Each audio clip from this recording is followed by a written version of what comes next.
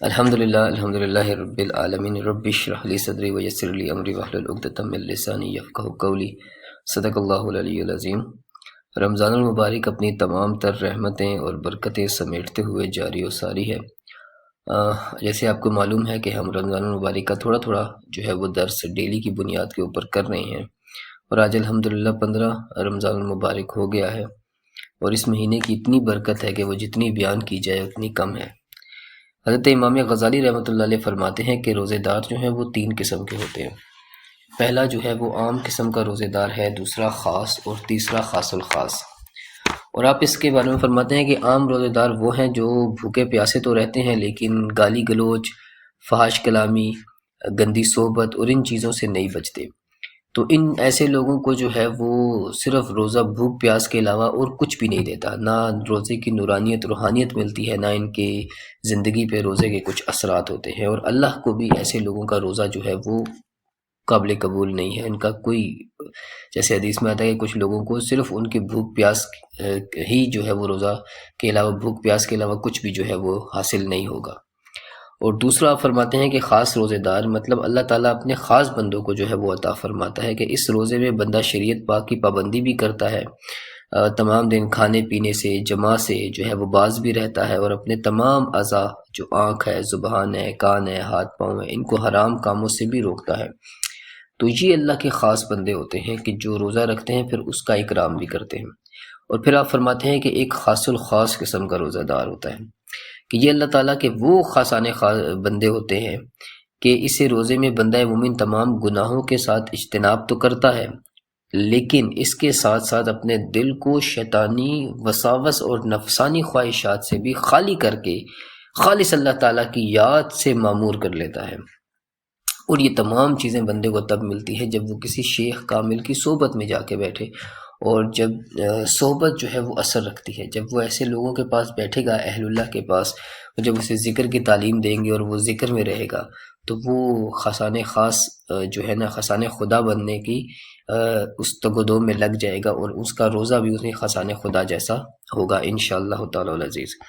اس لیے حضرت ابو ہریرہ رضی اللہ عنہ فرماتے ہیں کہ جس شخص نے رمضان شریف کے روزے رکھے اور عید الفطر کی صبح غسل کر کے عیدگاہ کی طرف گیا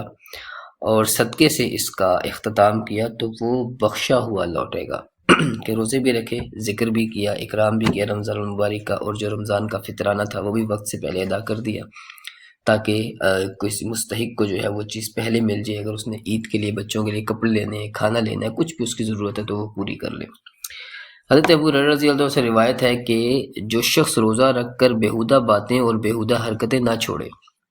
تو اللہ تعالیٰ کو اس کی ضرورت نہیں کہ وہ اپنا کھانا پینا چھوڑ دے۔ اور ایک دوسری حدیث پاک میں جیسے پہلے عرض کیا کہ بہت سے روزے دار ایسے ہیں کہ ان کو روزے کے ثمرات میں بجز بھوکا رہنے کے کچھ بھی حاصل نہیں،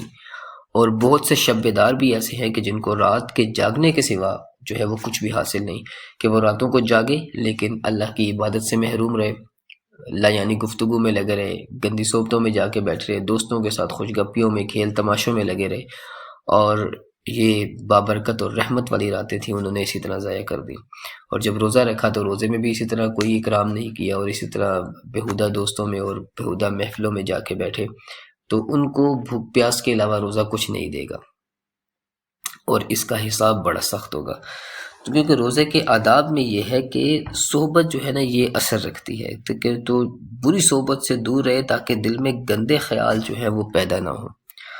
اور روزے کے آداب میں یہ چیز بھی ہے کہ آپ علیہ السلام نے فرمایا کہ جب کسی کا روزہ ہو تو وہ بیہودہ بکواس نہ کرے اور نہ ہی چیخے،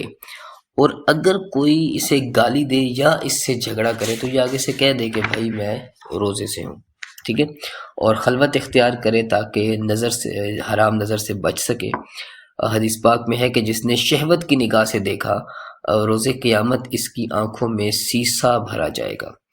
تو یہ رمضان المبارک کا جو مہینہ ہے یہ بہت رحمتیں اور برکتیں لے کر اپنے ساتھ آیا ہے، اور کوئی ان رحمتوں اور برکتوں سے محروم ہو جائے اور یہ مہینہ اسی طرح گزر جائے تو اس سے بڑی بد نصیبی اور کیا ہوگی کہ اللہ نے اسے موقع بھی دیا، زندگی بھی دی، جسم میں طاقت بھی تھی، وقت بھی تھا، اور اس کے باوجود اس نے جو ہے اس پہ غور و فکر نہیں کیا اور اللہ کی رحمت سے مایوس رہا۔ تو اللہ سے دعا ہے کہ وہ پاک ذات ہمیں توفیق عطا فرمائے۔ وما توفیق الا باللہ۔